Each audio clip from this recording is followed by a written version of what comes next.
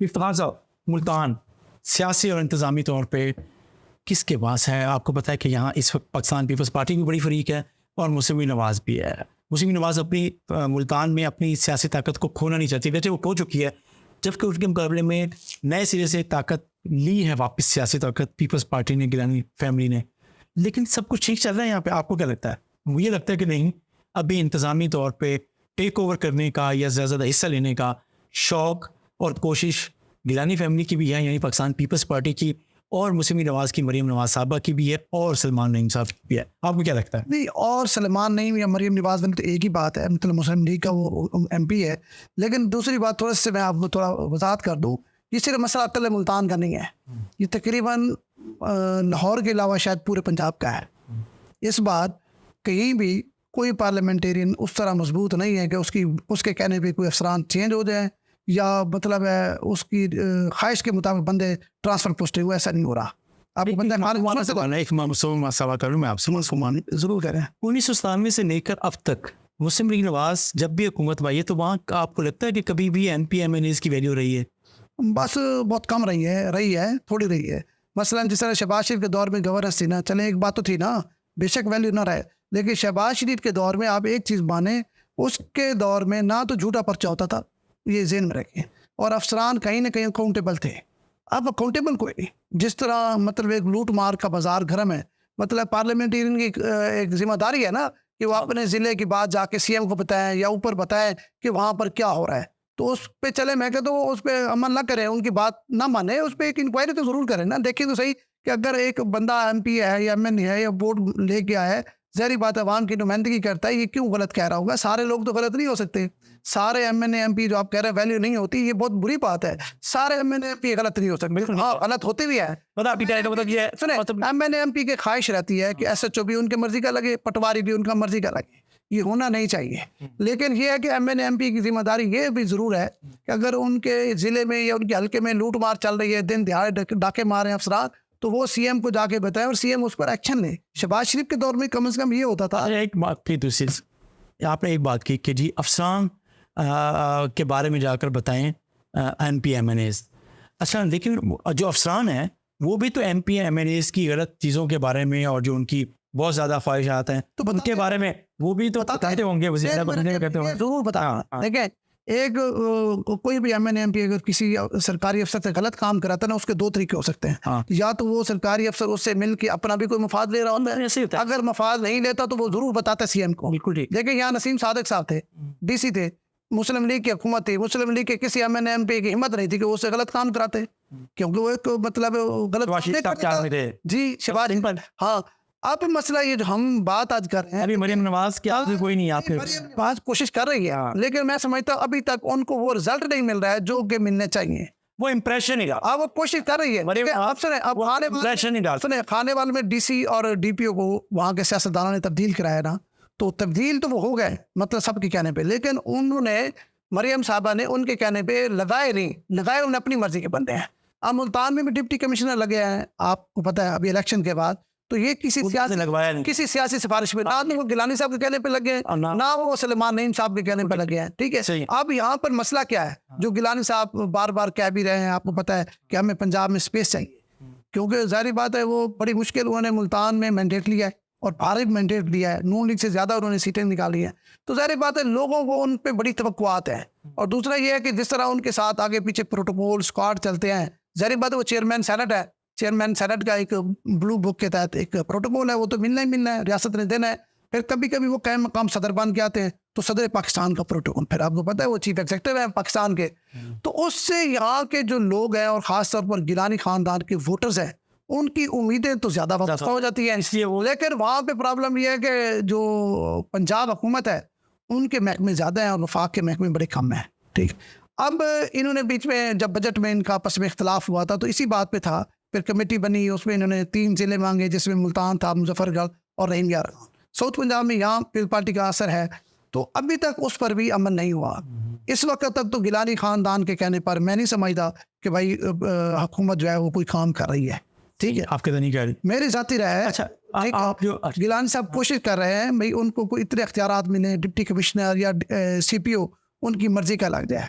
वो पिछले डीसी जो रिजवान कदीर थे, इनको रुकवाना चाहते थे, वो भी नहीं रुके। अब वो अपनी मर्जी को कोई और डीसी लगवाना चाहते हैं, तो अभी तक तो मतलब है उनके कहने पर। हाँ, अच्छा डीजीएम के भी लगवाना चाहते थे, वो भी नहीं लगा अभी तक। मैं आपको बताऊं, वो मरीम नवाज साहबा या मुस्लिम लीग नवाज ऐसा क्यों करें? देखें, यहाँ ये मुल्तान आपको पता मुस्लिम नवाज से गढ़ रहा है, मैं 2018 से पहले तक की बात कर रहा हूँ, चीज़ें कर रहा हूँ, ठीक है। तो वो ये समझते हैं कि अब के जी हमारे पास वो पॉपुलैरिटी मौजूद है, हमारा वोट बैंक मौजूद है, लेकिन हमारे कुछ सियासी फैसले गलत हुए, हमारे कुछ साथियों ने गलती की, और हम अपनी ये जो पॉलिटिकल स्पेस हमसे पीटीआई या अब पाकिस्तान पीपल्स पार्टी ने लिया है, हम उससे दोबारा रीगेन, ये एक उनकी ख्वाहिश है, इसलिए वो खुलकर खेलने नहीं दे रहे पाकिस्तान पीपल्स पार्टी को पूरे साउथ में। आपने मुजफ्फरगढ़ की बात की, आपने नईमा खान की बात की, मैंने अपनी जगह पर है। दूसरी बात यह है कि मुस्लिम नवाज ये चाहती है, मरीम नवाज ये चाहती होंगी कि जी किसी भी तरीके से पाकिस्तान पीपल्स पार्टी इक़्तिदार में आए, कैबिनेट में आए। कहने का मतलब ये है हुकूमत को तो वो सपोर्ट कर रही है, लेकिन वो बाकायदा तौर पे कैबिनेट में लाने के लिए उन पर प्रेशर डाल रही है, जिम्मेदारी भी ले ना, ताकि हमारे ऊपर पंजाब को अगर अच्छा करे बुरा करे तो वो मैडम चाहती है कि भाई अगर क्रेडिट लेना चाहते हैं तो डिस्क्रेडिट भी ले। भाई देखिए, डिस्क्रेडिट इसलिए है कि इस वक्त अनपॉपुलर फैसले जितने भी करने पड़े हैं, उनके पढ़ रहे हैं, वही कहते हैं अनपॉपुलर फैसले जो पड़े हैं वो भी पहले उसमें भी ये शेयरिंग लेना, सिर्फ आप फल तो ना खाएं। तो उससे मेरा ख्याल है किसी वजह से ना तो बात नहीं मिल रही पाकिस्तान पीपल्स पार्टी को। अगर हम सियासी तौर पे देखें तो देखिए, खास तौर पर मैं तो गिलानी फैमिली की बात करूंगा। देखिए, उनके खुद वो चेयरमैन सेनेट है, 3 बेटे उनके एमएनए हैं, 2 बेटे, एक बेटा उनका एमपी है। इसके बावजूद भी अगर उनको मुल्तान में मतलब अख्तियारात नहीं मिल रहा है, तो जाहिर बात है फिर उनके जो वोटर्स है या उनका सपोर्टर्स है वो तो मायूस होगा ना। तो जाहिर बात है वो अपनी इस जद्दोजहद में लगे हुए हैं कि उनको मुल्तान में अख्तियारात दिए जाए। शायद वो मिल भी जाए, शायद ना मिले। मरियम साहबा ये चाहती है कि पंजाब, ये तो हम बात मुल्तान ही जा रहे हैं ना भाई। देखें, पीपल्स पार्टी के अलावा आप बताएं मुझे कि मुस्लिम लीग के कौन सा एमएनए है, कौन सा एमपी है जिसके पास अख्तियार है? उसके बाद भी कोई नहीं है। उनके पास ये मरियम साहबा मरियम साहबा ने कई दफ़ा अपनी स्पीच में और कई दफ़ा अपनी प्रेस कॉन्फ्रेंस मीटिंग में बरमला कह चुकी हैं कि पार्लियामेंटेरियन जो है ना, ये जो डीसी हैं और डीपीओ हैं, इनके लगवाने में अपना कोई रोल प्ले ना करें, अपनी अवामी खिदमत जारी रखें, ठीक है। लेकिन एक दिन में रखे, बात उनकी दुरुस्त है, गवर्नेंस ऐसे बेहतर हो सकती है, लेकिन उसके लिए आपको ईमानदार और ऑनेस्ट अफसरान भी लगाने चाहिए जिनमें कैपेसिटी भी हो। ऐसे नहीं है। अच्छा देखिए, अगर आप देखिए शहबाज शरीफ साहब थे ना, उनको एक पता था कि मैं जिस बंदे को डीसी मुल्तान लगा रहा हूँ इसकी कितनी कैपेसिटी है, ये मुल्तान ज़िला कैसे चला सकेगा, ठीक है, और वो उसका रिस्पॉन्सिबल होता था। अब अगर आप गौर करें, मुल्तान को देखें या जनूबी पंजाब की मुख्तलिफ पोस्टिंग, चाहे वो पुलिस की हैं, चाहे वो डिस्ट्रिक्ट एडमिनिस्ट्रेशन की हैं, तो इनमें बहुत सारी खिलाफ पैदा है हो गई है। मतलब इतना इनका एक्सपीरियंस नहीं है, तजर्बा नहीं है। हमारे डीसी मुल्तान को देख रहे हैं, मतलब इनके एक पोस्टिंग है डीसी खानेवाल। अब डीसी खानेवाल और डीसी मुल्तान होना, ये ज़मीन आसमान का फ़र्क है।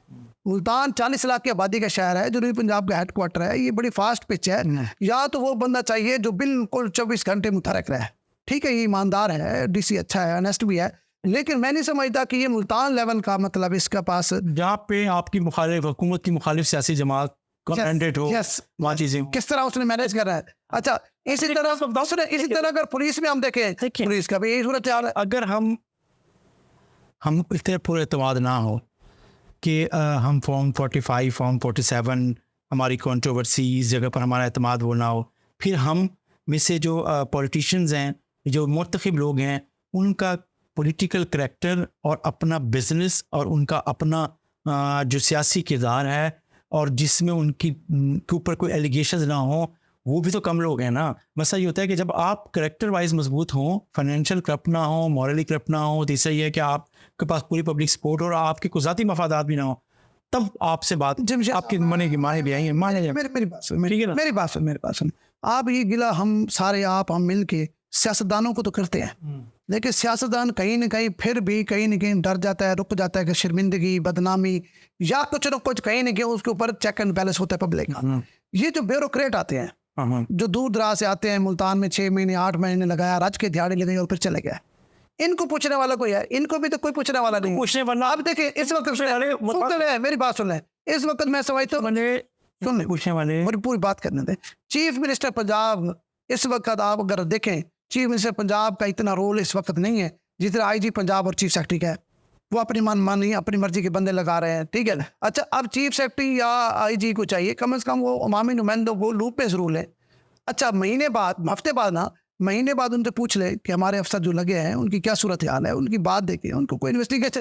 मैं कहता हूँ अपनी स्पेशल ब्रांच की रिपोर्ट पर अमल कर ले यार, स्पेशल ब्रांच तो हुकूमत की है ना, उस पर देख लें। मुख्तसर सी बात ये, इसको अगर हम ये डिबेट जारी रहेगी, लेकिन एक ही बात है, मुंतखब नुमाइंदों को भी अपना करैक्टर बनाना है, चाहिए। अपनी बात में वजन पैदा करना है। तो सबसे पहले आपने कोई गलत काम किसी ऑफिसर को नहीं कहना, आपने कभी किसी काम के यहाँ पे पैसे नहीं लेने, आप अपनी मर्जी क्यों लगवाना चाहते हैं। सारी बड़ी मजेदार बात की, क्यों लगाना चाहते हैं, बहुत अच्छी बात। अब सुने, अब यहाँ पर कुछ सियासतदान अपनी मर्जी का डीसी और अपनी मर्जी का डीजी एमडी लगाना चाहते हैं, क्योंकि सुन तो ले, वो मास्टर प्लान चेंज करा के उसमें अरबों की दिहाड़ी लगाना चाहते हैं। मैं ये कह रहा हूँ, फिर आपकी बात ब्यूरोक्रेसी क्यों सुने या मरियम नवाज साहबा क्यों सुने, यही मैं मसला है। यही मैं कह रहा हूँ, अगर आप इलाके की और इसी शहर की खिदमत करना चाहते हैं तो आप अपने ज़ाती मफाद से हटकर पब्लिक के मफाद की बात करें, तभी आप अपने लीडरशिप के आगे, हुकूमत के सामने और ब्यूरोक्रेसी के सामने आप एतमाद से बात कर सकते हैं। नहीं, आपने फिर एडिशनल चीफ सेक्रेटरी को बिठाया, कम से कम उसको इतने इख्तियारात दे, वो इनको चेक एंड बैलेंस तो करे, कम से कम उसकी रिपोर्ट उसको जो बिठाया हुआ है। चलिए हम ये बात आप उसको बाकी इख्तियारात ना दे, इतना तो दे, उससे पूछ ले कि भाई आप वहाँ 3 डिवीजन को देख रहे हैं, 3 डिवीजनों में कौन सा अफसर ईमानदार है, कौन सा अच्छा है, कौन सा बुरा है, उसकी रिपोर्ट पे काम कर ले, अमल कर ले, वो तो आपका नुमाइंदा है। मतलब वो तो ब्यूरोक्रेट, खुद ब्यूरोक्रेट है ना, एडिशनल चीफ सेक्रेटरी या एडिशनल आईजी।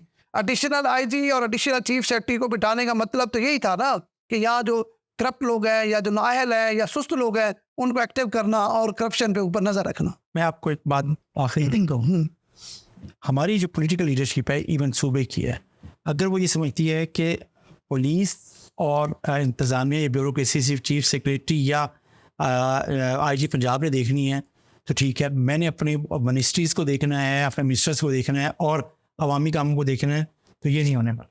आपको पूरा विजन शेयर करना पड़ेगा कि आपने चीफ सेक्रेटरी और आईजी को भी आप ही गाइड कर सकें, आप गाइड लेने पॉलिटिकल बैटिंग हो, अच्छा भी हो सकता है। ये एक अच्छा हुआ है जो मैं समझता हूँ, जो पीटीआई के दौर में हमने देखा है, उस्मान गुजार साहब हमारे दोस्त एमपी थे, 4 एमपी मिलते थे, लेटर पे लिखते थे, दस्तखत करते थे और बंदा चेंज हो जाता था।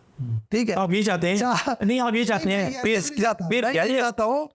मैं लोगों को, सुनने वालों को भी मेहरबानी करें, मैं ये चाहता हूँ कम अज कम जो करप्ट लोग हैं उनके ऊपर अवामी नुमाइंदों की जिम्मेदारी याद होती है कि वो जाके सीएम को और सीएम को चाहिए कि फौरी एक्शन ले, एक्शन न ले, उस पर इन्वेस्टिगेशन करा ले, अगर वो वाकई ठीक कह रहे हैं, और फिर काउंटर चेक के लिए या एडिशनल आईजी बैठा हुआ है, वो पुलिस के बारे में बता सकता है, एडिशनल आईजी चीफ सेक्रेटरी बैठा है, वो अपने डिप्टी कमिश्नर और कमिश्नर के बारे में बता सकते हैं। तो कम से कम इस तरह का ये कोई तरह इतनी रॉकेट साइंस नहीं है कि करप्शन इस लेवल की जो अब चल रही है, खुदा न खासा इस वक्त तो हर अफसर ये समझ रहा है कि ये मेरा आखिरी टेन्योर है, जिस सीट पे कोई बैठा है वो आखिरी टेन्योर समझ के कर रहे हैं।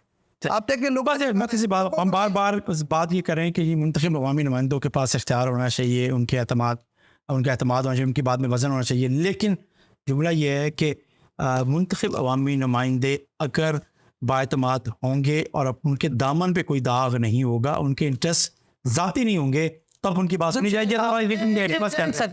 इस बात पर मेरे बात खत्म करें तो मैं एक आखिरी बात कर रहे हैं, मुझे एक मिसाल है कि अगर डीसी कोई अपनी मर्जी का लगा देता है तो डीसी को आप चीफ सेक्रेटरी बताया कि भाई आपने ईमानदारी के साथ करना, डीसी से या सीपीओ से कोई एमपी जबरदस्ती काम नहीं करा सकता। एक एमपी एमएनए को अपनी मर्जी का डीसी क्यों चाहिए?